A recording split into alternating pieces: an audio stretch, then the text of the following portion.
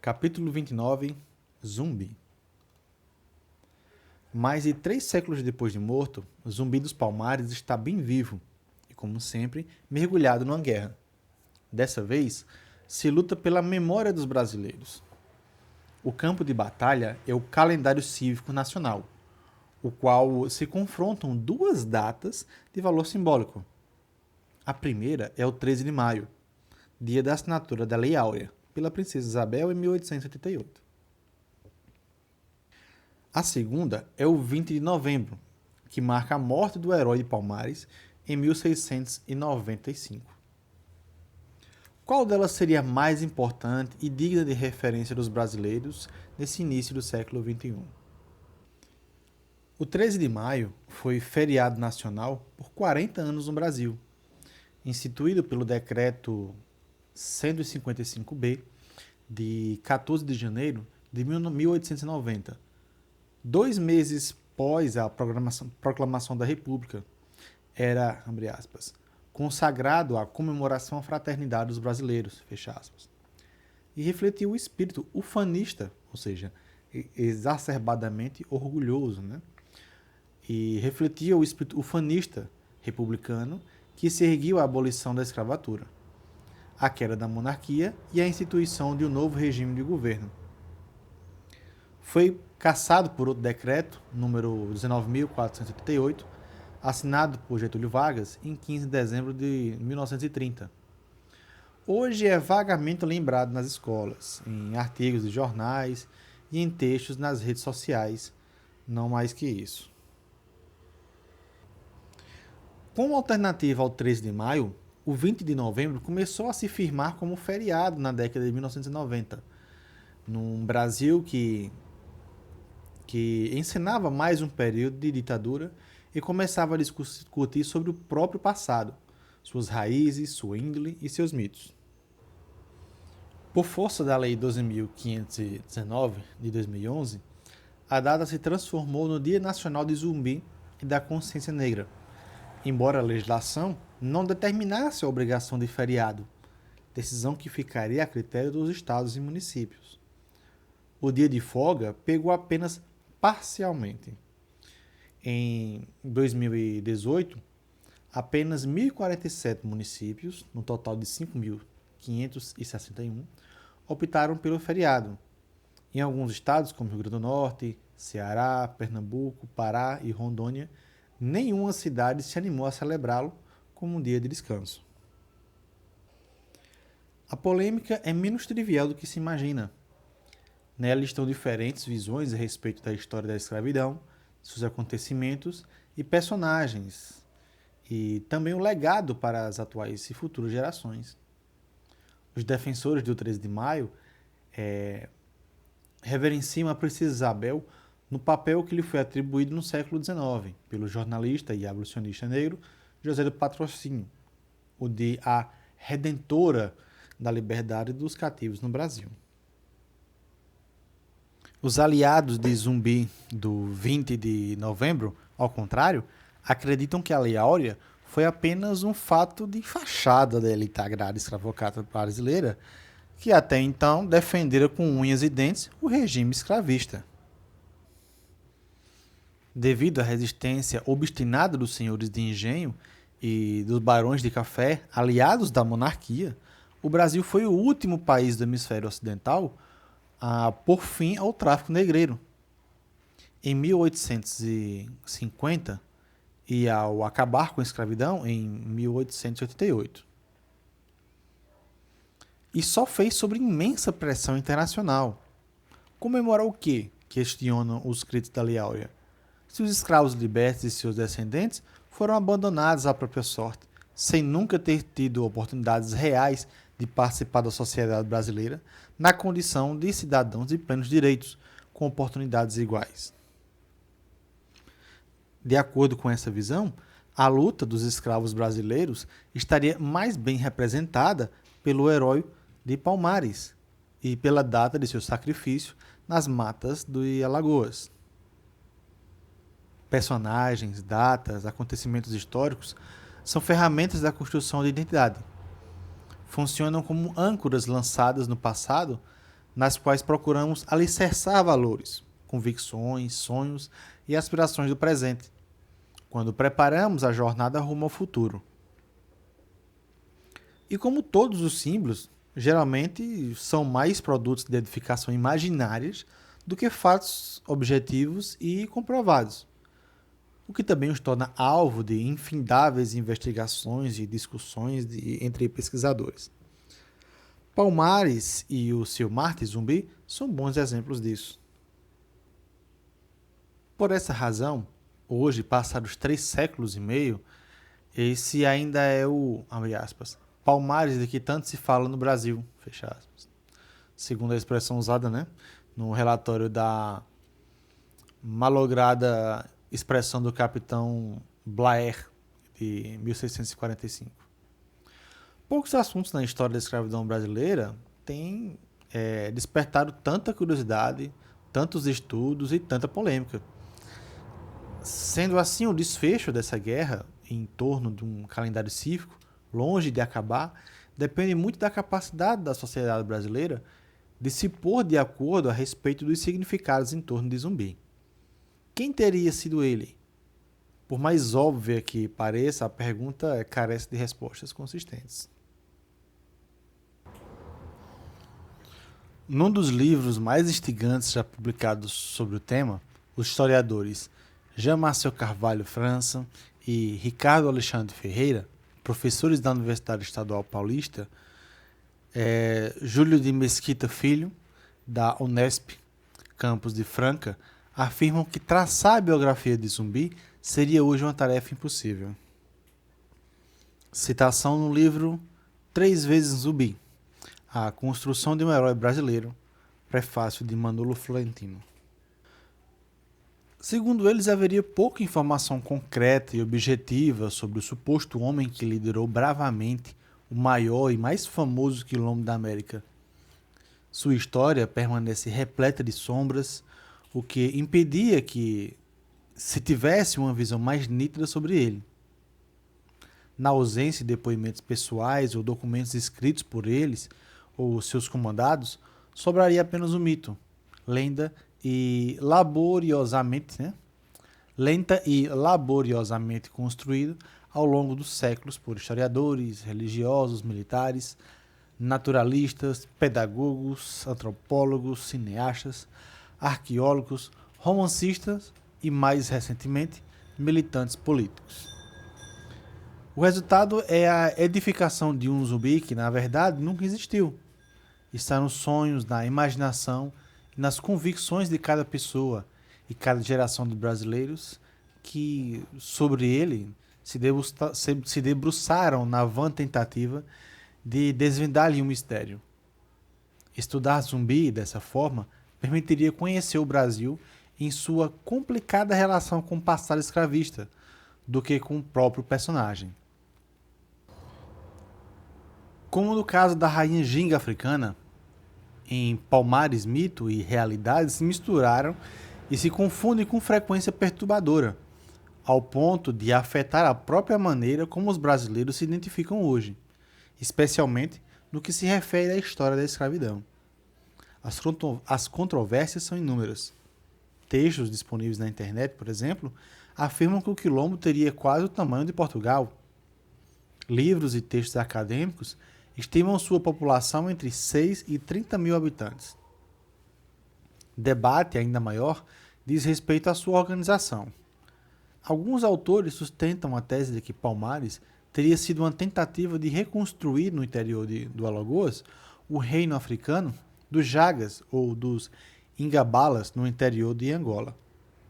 Outros, influenciados por ideias mais marxistas, chegam a defender a ideia de que ali havia uma república socialista e popular, vanguardista na defesa da liberdade e dos direitos, não apenas dos escravos, mas também de toda a população trabalhadora, oprimida e marginalizada do Brasil.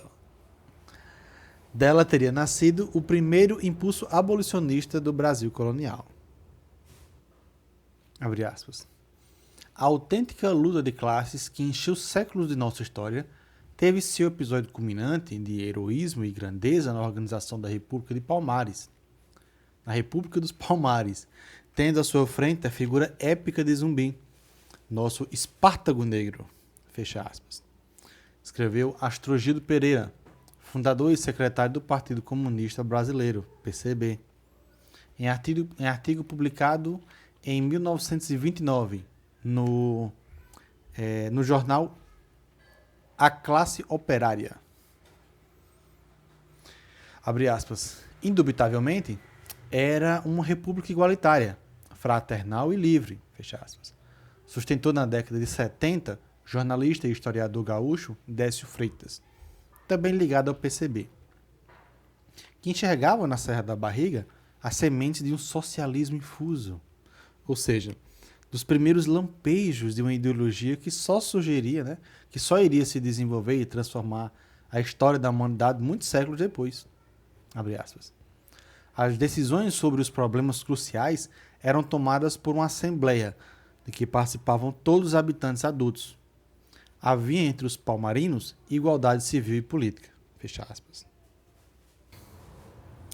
Citado em Jean Maciel de Carvalho França e Ricardo Alexandre Ferreira, 3 vezes Zumbi, página 96. E Palmares, A Guerra dos Escravos, página 47 e 104, de Décio Freitas. Infelizmente, tudo isso é fruto de mera idealização romântica de uma história pouco conhecida e documentada. No seu auge, Palmares teria ocupado uma área de 27 mil quilômetros quadrados, portanto, inferior a 1/3 do território de Portugal. Nunca chegou, de fato, a se consolidar como Estado econômico, como Estado autônomo, com capacidade para tomar decisões e conduzir seu próprio destino. Era, ao contrário, uma frágil aglomeração de mucambos, dispersos na mata de Alagoas, às voltas com uma desesperada tentativa de sobrevivência sob permanente ataque das forças coloniais. A população era relativamente reduzida, estimada entre 11 mil pessoas, distribuídas por 10 comunidades. Segundo os historiadores Manolo Florentino e Márcia Amarinho.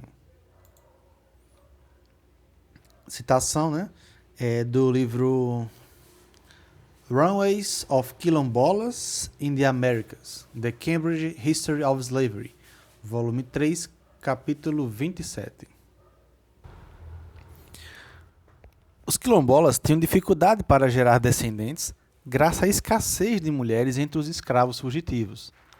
A perspectiva de constituição de famílias estáveis era remota, o que levava a obter parcerias sexuais mediante a sequestro de escravas negras e índias nas fazendas vizinhas. O quilombo jamais foi uma república, e muito menos ainda poderia ser considerado socialista. Funcionava provavelmente como uma monarquia eletiva, nos moldes que existiam na África, em que chefes regionais, os sobas em Angola, se reuniam para escolher o soberano. A organização, porém, era centralizada e muitas vezes despótica, ou seja, poder absoluto e centralizado, no qual os adversários ou os dissidentes poderiam ser punidos ou assassinados. As assembleias e votações populares, criadas pela fértil imaginação do gaúcho Décio Freitas, seriam impensáveis nas matas de Alagoas. Por fim, Palmares nunca foi abolicionista. Ao contrário, os chefes quilombolas, incluindo o mítico Zumbi, tinham seus próprios escravos, capturados nos engenhos vizinhos. Nota. Abre aspas. Em todos os mocambos, se realizavam assembleias populares pedindo a deposição de Ganga Zumba, conforme citação de Clóvis de Moura, em Dicionário da Escravidão Negra no Brasil, página 426. Na interpretação de Jean Maciel de Carvalho França e Ricardo Alexandre Ferreira, existiam 3 zumbis na longa jornada de construção mitológica desse herói. O dos colonos, o do Brasil independente e, por fim, o dos oprimidos. O primeiro zumbi ganhou um corpo ainda durante a existência do Quilombo dos Palmares, um foco importante na instabilidade, na instabilidade da então rica capitania de Pernambuco. A existência dos quilombos significava uma dor de cabeça para as autoridades coloniais, que viam como um persistente estímulo para os escravos tentassem acabar com os grilhões do cativeiro. Por essa razão, todos os esforços serão feitos para aniquilá-los o mais rapidamente possível. Dos maiores redutos de fugitivos do Brasil colônia, 7 foram destruídos apenas 2 anos depois de formados. Mais duradoura foi a comunidade de Cartola, no Mato Grosso, totalmente arrasada em 1595, depois de resistir durante 25 anos sob ataque dos lusos brasileiros. Como pode ser visto no livro de R. K. Kent, Palmares and African State in Brazil, página 162. Escravos recapturados perdiam preço no mercado interno, porque passavam a ser considerados rebeldes e fomentadores de fugas. Uma ata na Câmara do Rio de Janeiro, em 1637, registrava o protesto contra moradores que haviam adquirido, abre aspas, negros alevantados do mocambo da Bahia, fecha aspas. Em Palmares, os chamados, abre aspas, negros filhos do mato, fecha aspas. Fugitivos com idades superiores a 12 anos e capturados no assalto final ao quilombo pelo bandeirante Domingos Jorge Velho, tinham de ser negociados em Buenos Aires ou no Rio de Janeiro, bem longe das suas regiões de origem. Como pode ser visto no livro de Felipe de Alencar, página 146, O Trato dos Viventes. Nesse ambiente, não haveria espaço para a construção de montanhas de alagoas de um herói brasileiro. Nesse ambiente, não haveria espaço para a construção nas montanhas de Alagoas de um herói brasileiro. Ao contrário disso, o primeiro zumbi seria para os portugueses um exemplo da ameaça que os fugitivos e rebeldes representavam ao sistema escravista. O segundo zumbi veio à tona durante o século XIX, período de construção do Estado brasileiro e da noção de identidade nacional, entre o primeiro e segundo reinados. Nessa versão, Palmares era apontado como o núcleo da barbárie africana, uma ameaça à civilização nos trópicos, um câncer que os colonos tinham de extirpar. Em 1869, o jornalista e escritor Joaquim Manuel de Macedo afirmava que os negros chegavam, abre aspas, os negros carregavam os vícios ignóbeis, a perversão, os ódios, os ferozes instintos de um escravo, inimigo natural e rancoroso do seu senhor, dos miasmas, a sífilis moral da escravidão infeccionando a casa, a fazenda, a família dos senhores, e a sua raiva concentrada, mas sempre em conspiração latente, atentando contra a fortuna, a vida e a honra de seus incôncitos opressores, fecha aspas. E acrescentava, abre aspas, é o quadro do mal que o escravo faz de assentado de propósito, ou às vezes involuntária e irrefletidamente ao seu senhor, fecha aspas. Também nesse caso, era uma visão que estava longe de transformar o zumbi no herói no qual os brasileiros poderiam se identificar. Citado, no livro 3 vezes Zumbi, página 66. 62, na verdade, página 62. O terceiro zumbi, cuja construção ainda está em andamento, nasceu do movimento abolicionista, também no século XIX, que resgatou como ícone da resistência contra a escravidão e ganhou fôlego redobrado nas lutas ideológicas que marcaram o século XX. É o zumbi dos oprimidos, herói das lutas da liberdade, não só dos escravos negros, mas também dos camponeses, dos índios, trabalhadores, das minorias, de todos, abre aspas, aqueles que lutam e ainda lutam contra o caráter excludente da sociedade brasileira, fecha aspas. Segundo observam os dois historiadores da Unesp. Nessa nova roupagem, o Guerreiro de Palmares serviu de inspiração para inúmeras obras de literatura, do cinema, do teatro, música, pintura, como o famoso quadro do pintor fluminense Antônio Parreiras, o romance histórico de Gangazumba, de João Felício dos Santos, lançado em 1962. Dois filmes dirigidos pelo alagoano Cacá Diegues, Gangazumba, de 1964, e Quilombo, de 1984. Se eu achar o torrent, nota do narrador. Se eu achar o torrent desses filmes aqui, eu vou botar aqui embaixo também na descrição do vídeo para download. Fim da nota do narrador. E diversas composições assistidas por Edu Lobo, Vinícius de Moraes, Gilberto Gil, Chico Science, Jorge Benjó, entre outros. O ápice dessa construção aparece em dois livros publicados na década de 1980. Parte da onda revisionista da história, né, durante o processo de redemocratização do Brasil. O primeiro é Palmares, A Guerra dos Escravos, de Décio Freitas, lançado em 1982. O segundo é Zumbi, de Joel Rufino dos Santos, que é de 1985. Ambos são apresentados aos leitores como obras de não ficção. Os autores, no entanto, abusam do artifício de preencher lacunas de conhecimento histórico com nomes, datas, acontecimentos e circunstâncias que hoje, né, se sabe, são fictícias. Trata-se, portanto, de um esforço deliberado de distorcer a pesquisa histórica com um óbvio propósito ideológico. Zumbi aparece aqui, novamente, reencarnado no papel de guerreiro heróico, defensor da liberdade, dos fracos e dos oprimidos, a desafiar a ordem social escravista brasileira imposta pelos portugueses durante o período colonial.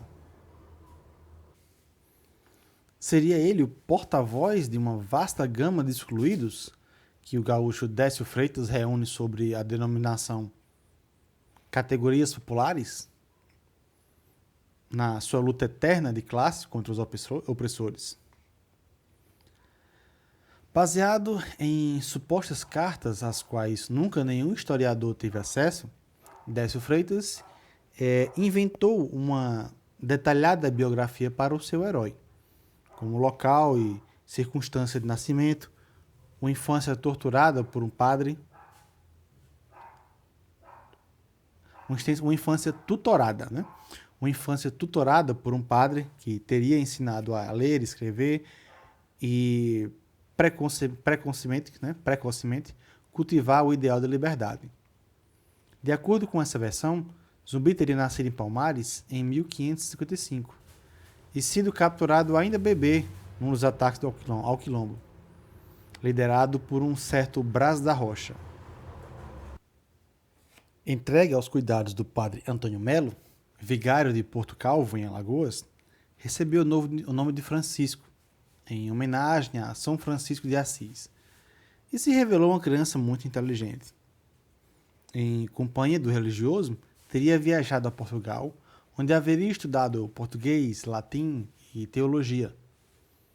Numa noite de 1670, ao completar 15 anos, fugiu de casa para reaparecer mais tarde como Zumbi, general de armas dos Palmares, embora continuasse a fazer visitas esporádicas e às escondidas ao padre que considerava como um pai adotivo.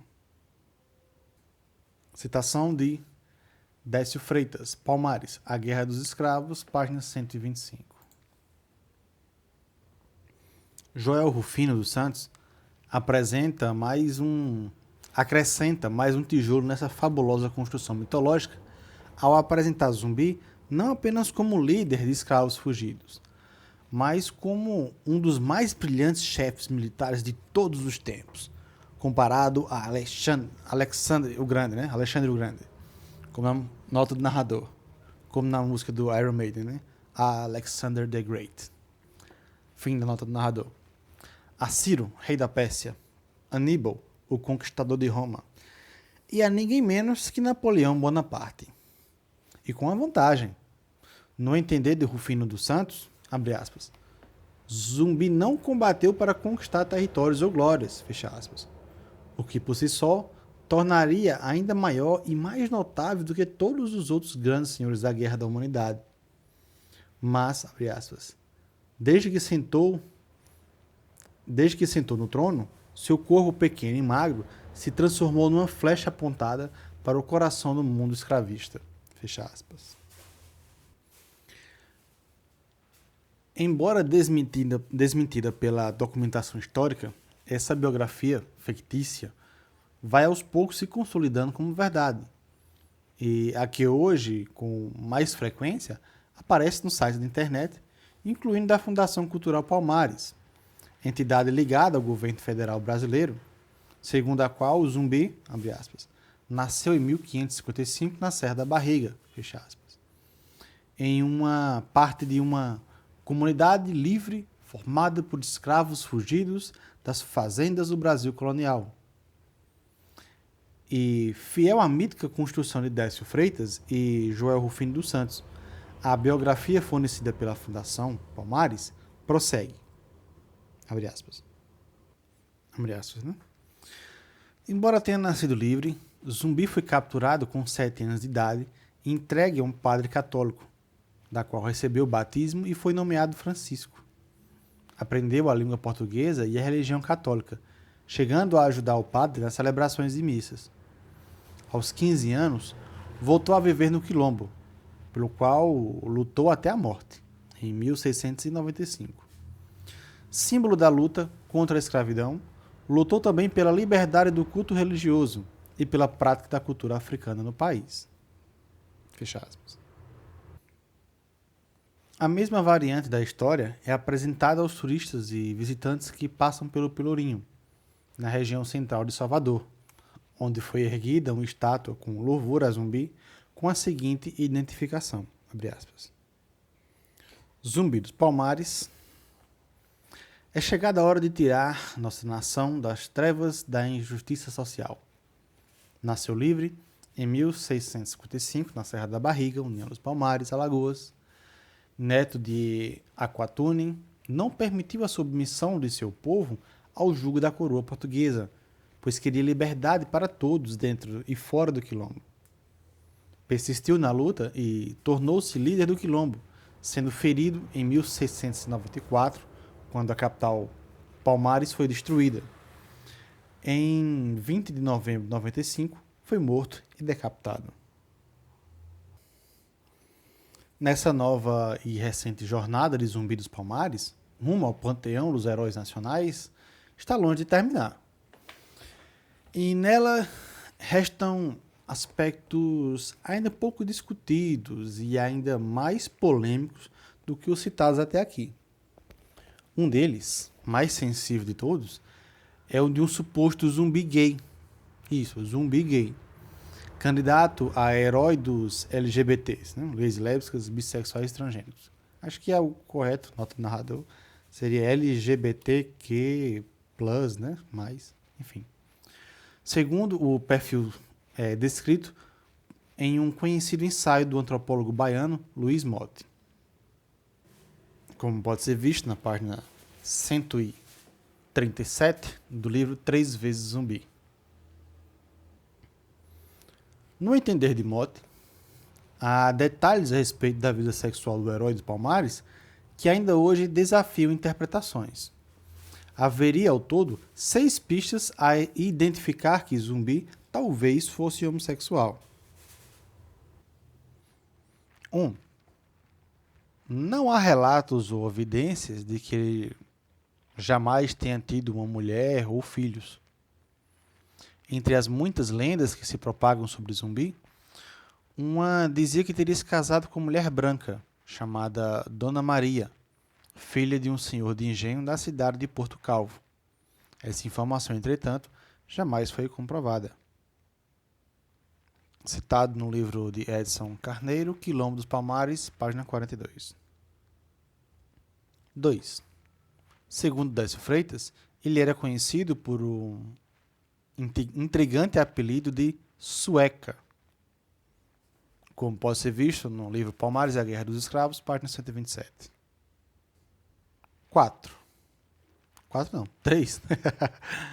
Zumbi descenderia dos Jagas de Angola, povo guerreiro entre o qual a homossexualidade era aceita e praticada com naturalidade. 4. Ele era descrito como possuidor de, abre aspas, temperamento suave e habilidades artísticas, fecha aspas. 5.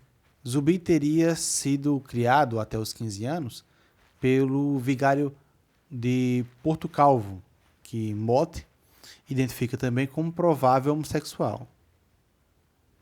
6. Depois de ser preso e executado, Zumbi foi degolado e castrado, tendo um pênis enfiado em sua própria boca, uma forma antiga e simbólica de humilhar homossexuais, que, abre aspas, por não terem usado adequadamente o seu falo, tornaram-se merecedores de engoli-lo na hora da morte, fecha aspas, segundo a interpretação de Motte. Com exceção do corajoso e desafiador Luiz Motte, ninguém mais no Brasil deu crédito a essa versão do zumbi gay. Nem a esquerda, nem a direita, nem os negros, nem os brancos. Isso se explica por uma razão muito simples. Num país machista, homofóbico e patriarcal, em que a luta pela aceitação da diversidade de gênero ainda é uma utopia distante, e em que homossexuais são atacados e assassinados nas ruas apenas pela sua orientação sexual, desnudar Zumbi de sua virilidade seria o mesmo que aniquilar por completo um herói ainda em gestação.